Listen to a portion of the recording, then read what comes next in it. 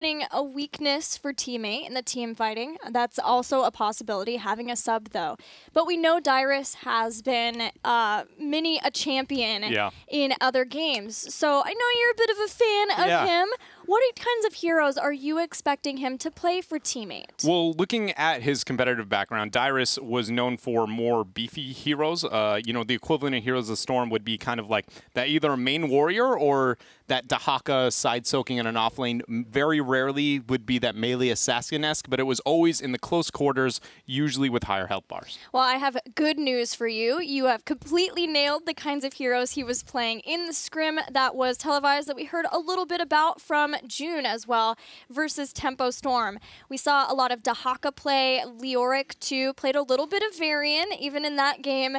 Justing switched over to playing Chromie so that Dyrus could try out Varian, and then some Zarya played too. So should be feeling, I think for the most part, that secondary warrior that both Yoda and sometimes Prismaticism, even Glaurung would fill into. Yeah, and that's going to only play to the strengths of Dyrus because, again, this guy is just an absolute veteran in the mobile market. He essentially remained at the top of a region for years. He lasted every single meta.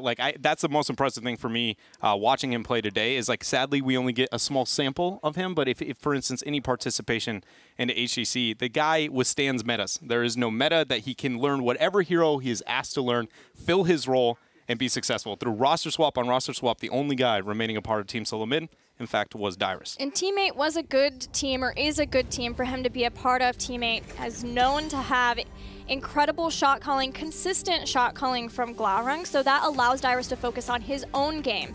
And Dyrus, when he was playing Dahaka, when he was playing Leoric, he was landing skill shot after skill shot. His drags were insane. I hope you guys at home get to see that here. But as we said before, no tomorrow. They are looking to be strong. They're changing things up now that they have only one series left before the Crucible. So here, No Tomorrow is going to open up with a Medivh ban, sending some focus already into the comforts of Team 8. And, you know, one thing to think about, even though this game in itself, the series in itself, does not affect the North American standings and the message that No Tomorrow wants to send, if they could put up good fights here, the first step to do is if Dyrus automatically is going to have a struggling hero pool. It's just not enough time. So then if you stab at Glaurung on top of it, two players a little bit less comfortable, especially the leader, might be a tool that No Tomorrow can capitalize on here in this draft. You would think that, and maybe so with the change-up of having Dyrus in, but so many teams now have tried to do this to Teammate, and I think where it has not come to fruition for teams is they have flexibility within the smaller pool. Yes, they may only draft a certain amount of, or a certain set of heroes, but within that, Greymane, multiple players, Dahaka, multiple players, Anubarak, multiple players, so that they always work themselves out of any sort of situation that they're in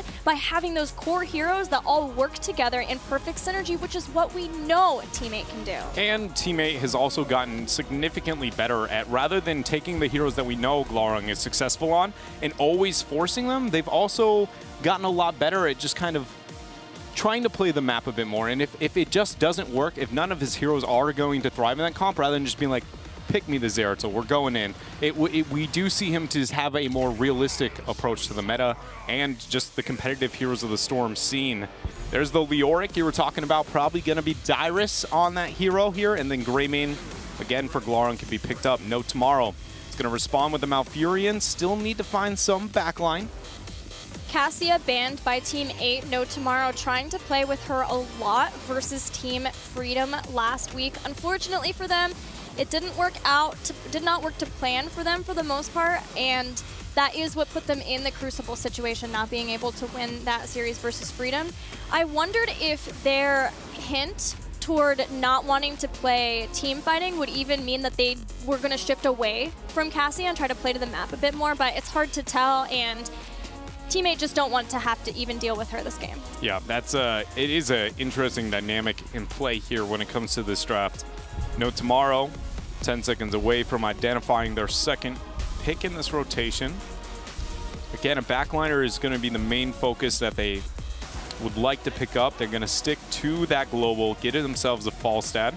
A Gul'dan ban is something that I think could be pretty beneficial for No Tomorrow in this game, with the Leoric picked up, with Greymane already locked in for Team 8, but also Maybe not, because isn't... No, never mind. I thought for a moment Yoda would be the primary player for that, but that's not the case. He's been shifting away from that backliner. He's been more of those melees here, so it could work even here. Yeah, I don't know what else. Maybe support for Buds. Not necessarily because of his hero pool, but just trying to deny this Uther Malfurion again for No Tomorrow, since they've already picked up Malfurion and they don't want him to be able to deny the full effect of things like Roots, Twilight Dreams because of Guardian of the Ancient Kings and the extra armor it provides for a team. Yeah, that's a good point. And there's also the gray main, you know, that exists for Team 8, the synergy between those two either way. Team 8 has volunteered to rid of the Zarya.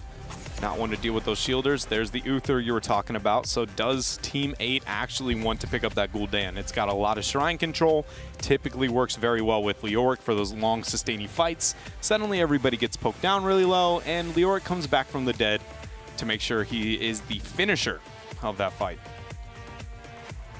Justin was playing a little bit of Diablo in the scrims versus Tempo. Good map for it. I'd like to see it, you know. Throw it in the easy bake oven. We've got the Leoric. Yes, that's what I was thinking too. Just crank the dial, wait for the thing to ring.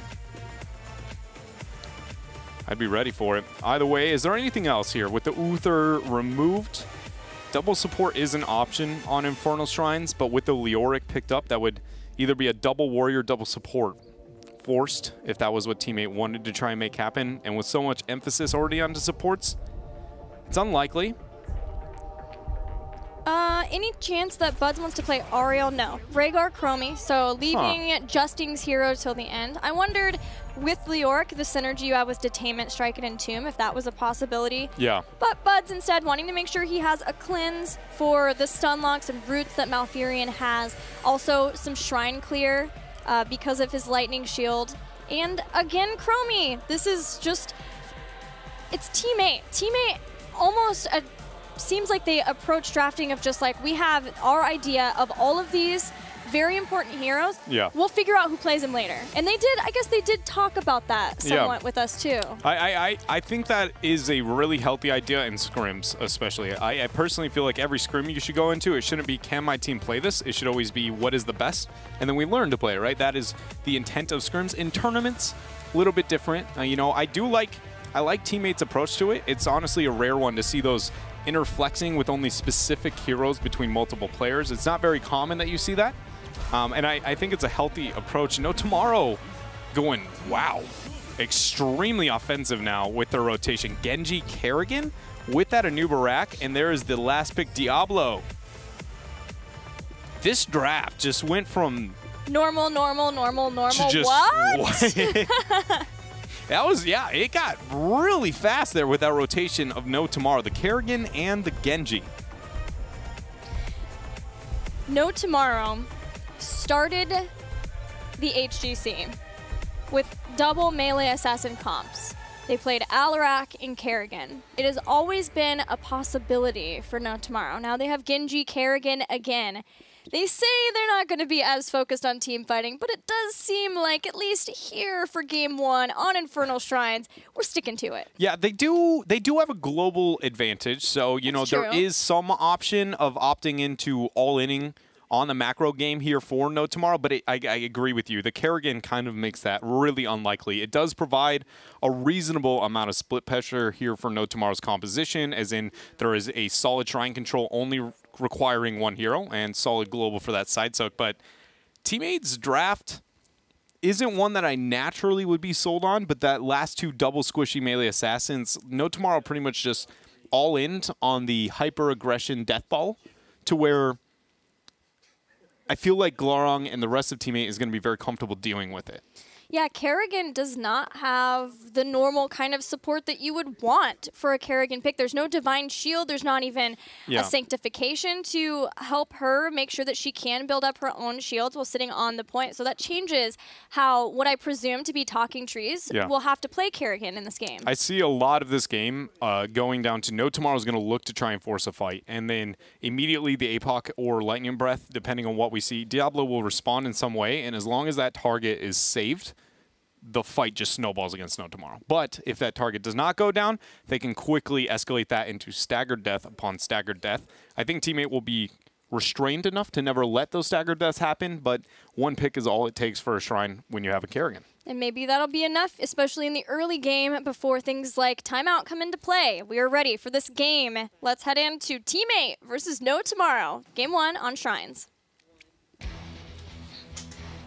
And so on the blue of Infernal Shrines is going to be Team 8. Buds is on the Rhaegar Justing, filling out that front line on the Diablo. Dyrus is going to be the Leoric. Glarung, as always, on his Greymane, and Prismaticism on the Chromie. And the members of No Tomorrow in red. Tiger JK playing Malfurion. Erho playing a new Barak. Talking Trees not playing Kerrigan, playing Genji. Casanova playing Kerrigan here. And finally, Jason on Falstad. Looking towards those level 1s in this game, gotta give a solid check mark over to No Tomorrow. They have a absurdly dominant level 1, something Teammate will not want to deal with. There is one question I want to posture here when looking at Dyrus, obviously being newer here to all compared to every player competing, and that is going to be that into a melee death ball composition with pressure on the front line. Leoric usually is the first to receive it, and properly timing and effectively using Wraith Walks could be a bad or a difficult thing. Genji going in onto Glarung, that's going to be first blood for No Tomorrow. Talking about that level 1, just showing it off. And Teammate did not have all of their team members there to defend versus all 5 of No Tomorrow hanging out in mid. So a bit of an overstep there for Team 8, but shouldn't make the difference in the long run too much. Just need to make sure to play this laning phase correct. Try to make sure that they can get the rotations, clear out the waves, but not get caught whenever they try to rotate, especially because Erho is always going to be watching for those rotations. So Prismaticism, Buds, these are easy pickings for No Tomorrow, but Justing trying to make sure to keep them safe. Already, Teammate doing a decent job when it comes to their laning phase. They have a solid amount of wave clear compared to No Tomorrow, and they're trying to abuse it. It's not like Teammate has a lot of wave clear. It's more No Tomorrow has 0. They go in, Erho a bit out of spot. There he goes for the burrow. Dyrus ends up hitting the Drain Hope, and that is now a kill for No Tomorrow, or against No Tomorrow, excuse me. It's going to be even here, 1-1 as we have our first Shrine spawning. This is a cool rotation setup by Teammate that they had pushed the waves alternatively, and that gave them time to get top cleared out and then all fully rotate as 5 in the mid to get that pick. Understanding that they don't want to just go head-to-head because that does put them in a possibility of someone getting caught from a Kerrigan combo. So switching those out. But now Casanova is starting to do the Kerrigan thing on a Shrine. He's not 4 yet, so he's not going to have the ideal talent for it, but Tiger JK gave him the mana needed early on there with that Innervate, so he is just fine and dandy playing the Leapfrog. This is why Kerrigan is a thing on Infernal Shrines. It's more about the rest of the map. What do we see Teammate doing in the downtime? Because they're obviously just flat out forfeiting that Shrine.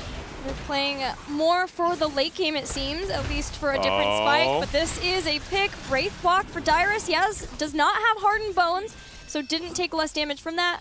A few more Shuriken. Take out Leo. A few more Shuriken was all it took. Is this Q and his auto attack both the Shuriken? Oh no, I guess that was the auto attack. I just got excited to talk about Shuriken. Okay, well, you know, a little hyphy on your Shuriken play here, but Gilly, I think we have some forgiveness in us. That is a Punisher over the wall. No Tomorrow, not only getting that side pick, setting themselves up there, but a 3-man combo dropped off the wall. Sadly, no DPS to back that one up, and not even a front wall achieved here for No Tomorrow. So now we have the standard Prismaticism build of Chromie, Time Walker's Pursuit, and Bronze Talons, but still getting Mobius Loop. Pair that up with Slowing Sands at level 8, and the ability to throw out more Dragon's Breaths, more consistently throwing those out, instead of making sure that they have the one big burst of damage when it finally comes down. Also helps since Chromie has been wave clearing by herself quite a lot. Yeah, she's stuck off kind of on her own. And again, when I complimented Teammate's wave clear, it's again not their wave clear, it's the lack thereof for No Tomorrow. And Chromie's kind of been at the poor end of that short stick. No pun intended there on her height. I take offense for her. She's, but this is a nice rotation out of No Tomorrow up in the mid. This is pretty much all they can do is be overly aggressive as a death ball because, again, they don't win on macro. It's just trying to catch members of Team 8 isolated and on their own. Dragon's Breath reveals several members hanging out for No Tomorrow, looking for those picks, trying to stop Team 8 from getting their Shaman in the top lane. But No Tomorrow, or Team 8, playing very cautiously, not wanting to give any picks to No Tomorrow. Team 8 will get a little bit of a bonus once they hit 8 because they'll have Slowing Sands for this next shrine. Just have to hold on until then. Leoric is up, stuck on his island here with the Faucet in the 1v1. Jason's going to have to clear out that Shaman camp that's pressuring in. And Dyrus is a pretty effective solo laner. The Faucet should have free clear just because he's going to be the ranged. Wow, even sending a lot of members of the teams here, just making sure they can get away from those. No Tomorrow has the option to back out, take their own Shaman if they want, but with the Kerrigan, they don't want to waste any time. Get back to the Leapfrog, make sure they get that Shrine control, and another Punisher. Somewhat different Genji build than what we've seen so far, but just a lot of build diversity in general for Genji, which is awesome to see. He has Dragon Claw here, so as long as he is able to absorb damage with Deflect, he can do some area damage, which helps out potentially with Shrine Clear or even to the Wave Clear issue that No Tomorrow had. But they also now have Boomerang too, which will help with that. Also Dodge, stopping some of the basic attacks from teammates members. The weird thing here is that Team 8 committed all members to this shrine for a moment, and they backed out. They've sent Glowring to the bottom. They have, again, forfeited it for, again, the experience. But they weren't as sold on this rotation as they were on the first. The first, they didn't even blink an eye. This one, they committed and then backed outward. I'm wondering what the thought process there is. You know, I mean, they are playing with the sub. Obviously, that's something that could change the decision-making of the team. Maybe they're trying to look for a pick, or even the fact that they have Chromie, Heroic, before any other Heroics there. Speaking of that Heroic, Casanova gets thrown right in the middle of the sands and pays for it with his life. Heroic abilities nearly here for both of the teams. Let's see if there's any adjustment from the norm as the teams get them. The answer to that so far is sadly no. I got excited, you know. We do X-Strike. X-Strike. Fly. Faucet noped right out of there, sniffing out that gank. Smart choice from him. But that's going to leave Leoric up on top lane on an island for a bit. Allow him to do some work there with his nice wave clear. No easy bake oven apocalypse for our Diablo player who is under fire from No Tomorrow. Slowing Sands trying to stop that as best as Prismaticism can. But yeah, X-Strike and Malfurion's considering Tranquility or Twilight Dream ends up on the standard though. This is going to be a camp pick tip here for No Tomorrow. Sorry, I'm really interested in just watching specifically Dyrus's movements in a lot of situations, just based on the small intricacies of playing at the professional level of Heroes of the Storm versus obviously the short-term Hero League experience that he's seen here. Just even when it comes to where he stands in a lane, depending on how many people he sees. But he is on Leoric. He's been rather confident with that positioning. He's always got the Wraith walk out. Yeah, that was one thing he talked about in scrims, is trying to make sure that he was moving efficiently. Cocoon stopping they flight, gust though. it. There's the APOC going to land onto two members. Casanova taking a lot of damage. He is going to go down. Ancestral Healing does not land. Tiger JK ends up picking up the camp, but at the cost of Urho. So a 2-for-1 in favor of Team 8. No heroic abilities left except for that Ancestral Healing that wasn't able to save the life of Glaurung in that fight. Still have X-Strike though for Talking Trees. Stunned up, trying to stop. There's Deflect. Trees uses a Swift Strike to escape the line of battle. And we have ourselves another shrine up in the top lane, but it can't pressure around mid. No Tomorrow may want to focus on. No Tomorrow does have the silver lining of having, again, a possibility of moving to the Shamans with it being up on top. Typically, you don't always like taking your Shamans with it pushing into the same lane. The main reason for it, why you would do it, is because it does gain you usually one whole rotation of Skeletal Defenders as it pushes out and teammate has to clear it. That's about all it gains. It's just an amplified minion wave, much like Knights can be on Dragonshire. So they start Falstead's still here. Leoric has not rotated up yet, so no Dyrus here for Team 8. Yeah, Team 8 trying to get 13. They already have timeout, but would like more. Glaurung in trouble, gets rooted, follow-up two combo, but Cleanse and Ancestral Healing keeps Glaurung alive. Now they can try to turn this fight. Dyrus is almost here to join. Arrow gets thrown back with Overpower and taken out quickly. Trees takes a bit of damage, dashes away. No heroics were used by No Tomorrow. They didn't all in that fight. Maybe the way, you know, they baited out an Ancestral, so it may not be the perfect comparison, but that was a lot of my fears in the draft when we talked about it. They go in, they look for an initiation, they don't get it. One Ancestral, one counter momentum measure, and suddenly the fight quickly crumbles here. No Tomorrow, Dyrus was able to sniff out this camp being taken by them. Yeah, if they could stop this, this would limit what No Tomorrow could do to defend versus this Punisher, but still not feeling as confident. They didn't have Greymane. They decided to play it more safely because there wasn't any sort of big advantage for Team 8. So now Team 8 have a Punisher to start sieging down the structures of No Tomorrow. How much can they do, though, especially versus all the combos? Trees? The first thing would be taking out Talking Trees, but he has Swift Strike. He has all the escape he needs to get back. They are stopping No Tomorrow from attacking this Punisher with the full force of their heroes, and here they go. Entomb gets flipped out, but does still do a lot with that. But Falstad taken down, Kerrigan out too, and Justin turns around, smashing a Nubarak against a wall. 3 kills. And a fort. That was so unfortunate for No Tomorrow. The Cocoon into that chokehold actually created another tool to body block, only amplifying the initiation here for Justing on that Diablo. The APOC in any heavy, tight, you know, quarters like we experienced that last fight there, it always is a, I mean, both of his heroics. Diablo is just a flat out a hero you don't want to fight in those tight corridors, and I mean, it really, the Cocoon just made a good APOC a great one very quickly there in that fight. Team 8 only furthering their lead as they're about to pick up their 16 talent tiers. They're yet to really open up the map at all, though. A lot of that has to do with the forfeiting of those early objectives. Look, you can see Dyrus, he's dabbling with what he can get away with at the World of Competitive, because traditionally that Leoric would stay in that until he Wraith walks all the way away, right? Get as much vision as long as he can, but you can see Dyrus going like, is this safe? And he's like, he half the Wraith walks, and he's like, no, it's probably safe here, huh? And it's just, that's the kind of small things when watching his positioning I always enjoy here. Yeah, it's cool to see his mindset and what he is toying with the other team, because he's played the Scrim versus Tempo Storm, but No Tomorrow is a different team. It's his first time playing against them, understanding, especially this kind of composition too.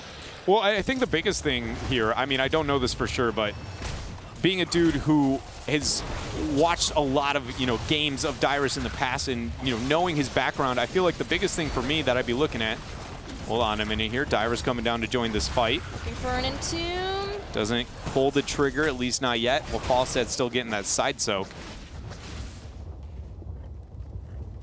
I forgot my point. I had something clever to say. Something about Dyrus, but I don't remember what it was. You were talking about Dyrus testing out his limits. Still don't remember what it was. All right, well, we've got a Shrine activating in 7 seconds, so we'll move right on past that. 16 been up for a while for Team 8. Meanwhile, No Tomorrow just trying to get that. That's why we saw Falstad soaking in the top lane as long as Jason could. It's almost here for No Tomorrow. We're going to start this, get a few. Nope, those are taken away from by Prismaticism. Forced a cleanse out of Tiger JK, so that's not something they'll have. There goes the burrow away as the Drain Hope still connecting. Jason with the flight, drops the Gus into the Twilight Dream, but a beautiful timeout there from the Chromie is going to let her be comfortable. The Cocoon falling out of time, and things are falling apart for No Tomorrow. Justing has popped out of the Cocoon and now ready to rage. Look at the Entomb. It is a bad spot to be in for Tiger JK, but still had his Ice Block. Ancestral Healing keeps Dyrus alive. That was keeps them in the fight. Pixel perfect there with the Ancestral coming out from Buds, and a lot of solid pre-cleanse, just so huge shout out to him. Keeping teammate alive and ahead here in this game. They're going to move up, trying to stop these skeletal defenders. The overpower as it looks like Genji taking a bit of damage there on the back line. Greymane gets blown up, and Genji's still alive, so no tomorrow. Oh my gosh, they actually get the Prismaticism pick too. They're going to be able to pull ahead. Trees still making sure to get these picks. Clin stops Justing from getting hit from the combo, but it won't matter. Diablo will now have his souls reset as he respawns with only 24 skeletal defenders and 30 seconds until all of Team 8 are up. No Tomorrow started the Shrine phase not having 16, and yet they will finish it with a Punisher. Yeah, you know, after you lose your souls with Primeval Diablo, you go from Primeval to just another bad guy, really, you know, is all you are. Not near the amount of HP. But I do remember a bit of the point I was going to talk about before with experiencing the scrim that Dyrus, the background that he's got of competitive heroes so far, that only one scrim against Temple. The biggest thing for me that I feel like when coming from his perspective and attempting to learn heroes, that's going to be the hardest thing to understand is trade-offs. Because no matter what, you know, in other MOBAs, you always use the argument, well, I can outscale my lane matchup, and I can always win the game by just that's it. But this one, they're with the multiple maps, with the multiple objectives. What is a smart trade-off on Cursed Hollow is not that one on Braxis Holdout. And so I think that a lot of the simple map that he's built in his head over time of like, especially from solo queue, of like, well, in solo queue, when this happens, this is the best response, is anything but what you experience at competitive, top-level competitive, but more importantly on diverse maps, which, again, he has not had the experience to be able to be like, yeah, you know, I've played a couple on Curse. I've seen multiple play styles on Curse with multiple draft approaches on Curse. It is too diverse, not the singular repetitive that he's probably more used to. Yeah, that is so true. And even because of the map rotation too, he was even like some of the battlegrounds was still learning and figuring out and talking about some of the objectives in that scrim with the team. Something that No Tomorrow maybe can take advantage of. So far, No Tomorrow have done a stand-up job with their double melee assassins, being able to claim all of the Punishers and keeping Team 8 back. And now with that last team fight win, they have a level lead. Can they trying to press this advantage. There's knock up, the combo, it has to land. The root follow-up. It looks like they have the damage. Glass Cannon Diablo gets blown up there thanks to the earlier reset you were discussing. That is now a nice breathing room for No Tomorrow. This keep front wall should not get them 20, but it will be a nice 19 3/4. Well, they have Falstad still soaking in the mid too versus Leoric. So if he can start to weaken some of those towers, especially because there's a mercenary camp there, they are all but that 20 where they could try to get this first keep down to open up a possible way for them to win the game should they get another team fight victory. And we've got 20 seconds before Justin is back to visit us here with that Diablo. That is what Team 8 wants if they're going to be able to defend this. And again, they don't even have the 20 talent here if they do. Chromie throwing out those W's left and right, trying to poke him away. No Tomorrow, they found themselves a keep. We've got 22 seconds for a Shrine, enough for Team 8 to get 20. I believe they don't have a global, so maybe not.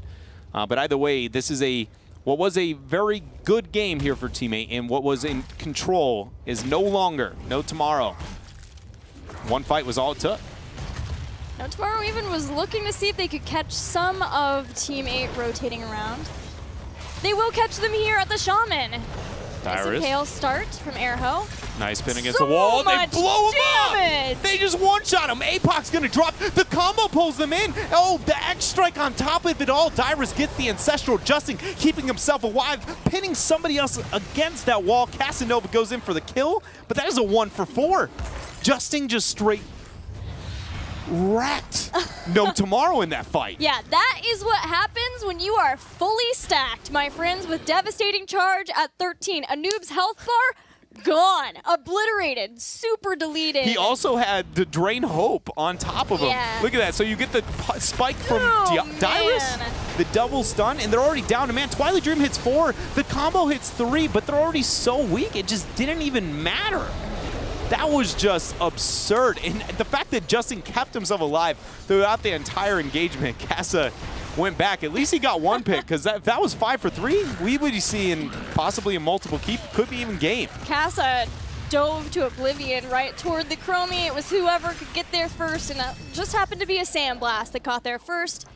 Team 8, despite losing their keep and looking like they may be down and out of the game, still fighting, still kicking. They've got a Frozen Punisher. This is a Mortar Punisher. The two fights that No Tomorrow has drastically lost have both been in, again, those tight corridors. They have to avoid those. And again, Diablo, conveniently, was the one forcing those problems in that area. So No Tomorrow, maybe the second time is enough. You know, where it's just, okay, we're never going to take these fights anymore. I can see them getting baited into it more now that Twilight Dream and Bolt are a thing in those tight corridors, but it just, again, it is very much, Diablo goes from a premier warrior to just a beefy health bar outside in the open territory. Well, even in that last one, too, there was a flight gust. Oh, he flew into a time trap. Oh, no, Trees does get a gust, but Twilight Dream is already used.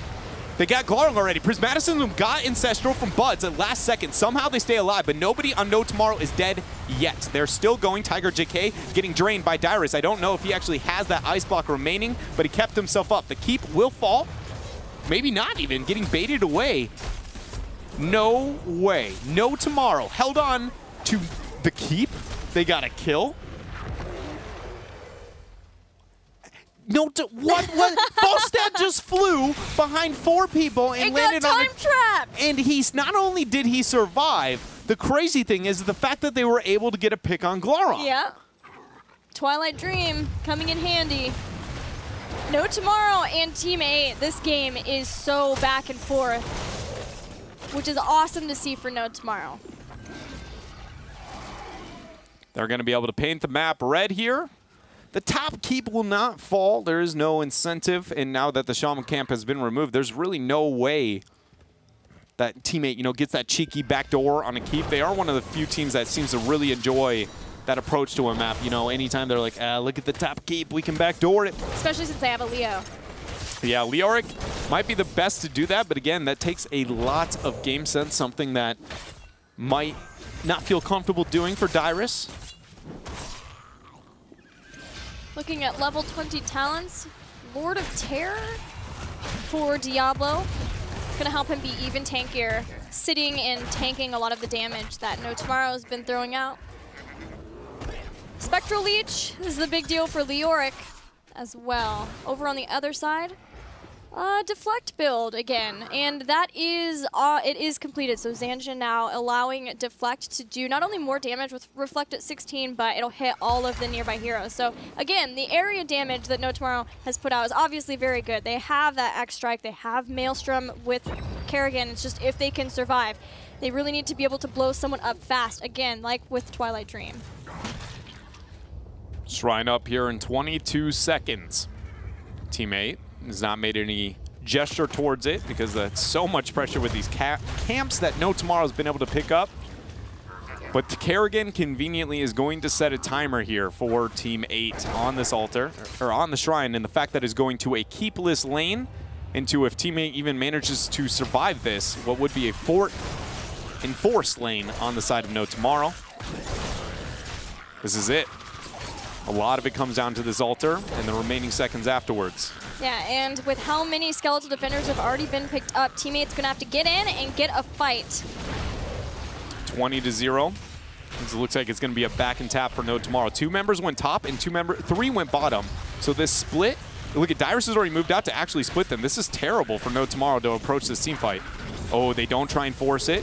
Genji goes in. There's the bolt. There is the Twilight Dream on top of it. Timeout used. APOC goes onto the ground. Buds finds enough room to peel off of himself. Tiger JK is stuck there into the end. 2 Buds goes down onto the background, but there goes the Gust way up in the corner. Prismatic keeping himself alive. Kerrigan seals the deal, leaps onto Glarung, and now the focus is on to Trees. Yeah, Glarung's out of here. Talking Trees gets a heal. Back up. Knock up hits Dyrus, and then Justing is taken out. Only one was left for Team 8. It was Leoric, and he gets brought down. It was the force of making Buds run all the way around into the line of fire that started the rest of the destruction of Team 8. He could not Ancestral. Initially, it was good. They kept Glarung alive despite so much initiation from the rest of the team of No Tomorrow.